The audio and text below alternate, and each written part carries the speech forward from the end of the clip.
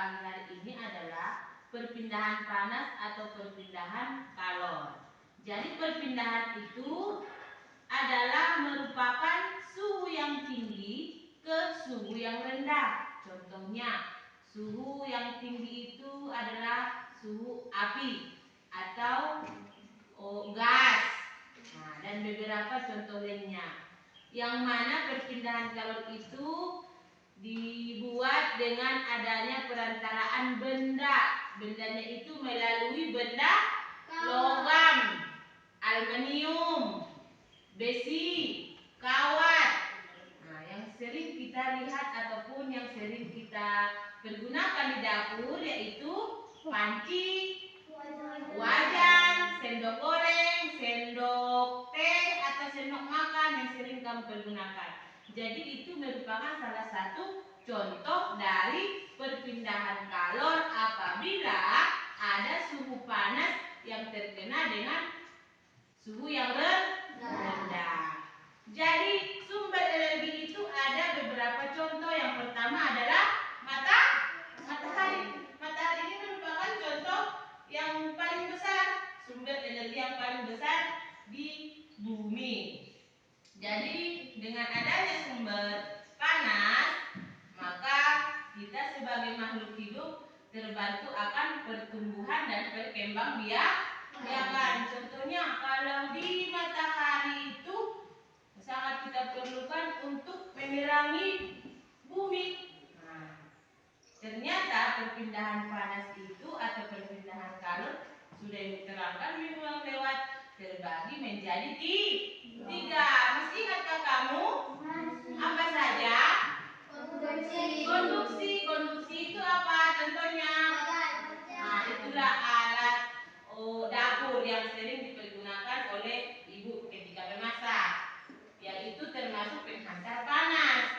Yang kedua adalah, siapa yang tahu?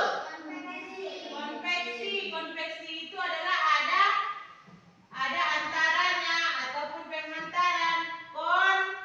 Konveksi. Apa contohnya? Siapa yang tahu? Ketika kita merebus air, maka air itu berpindah panas dikarenakan adanya penghantaran panas dari api ke air yang sudah mendidih. Apalagi kamu nanti memasak telur atau kacang hijau atau sayuran, di sana bisa masak ataupun telurnya itu bisa menggelembung-gelembung dikarenakan adanya penghantaran kalor dari api menuju air. Yang ketiga, radiasi ini. Radiasi merupakan salah satu contoh yang paling cepat yang terkena matahari atau api unggun atau ikan yang dijemur, langsung matahari mengeringkan kain yang dikeringkan oleh ibu ketika setelah selesai mencuci.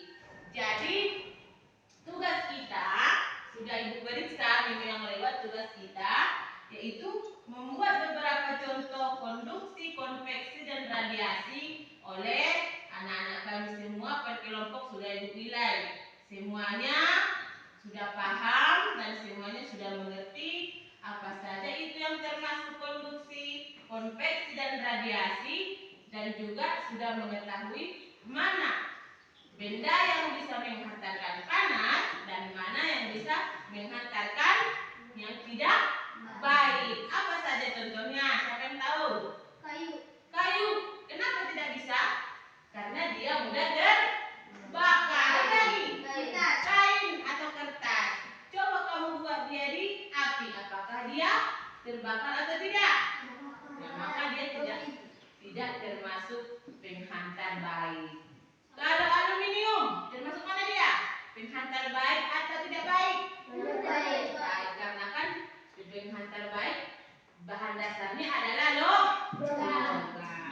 Jadi anak-anak ibu sudah mengerti?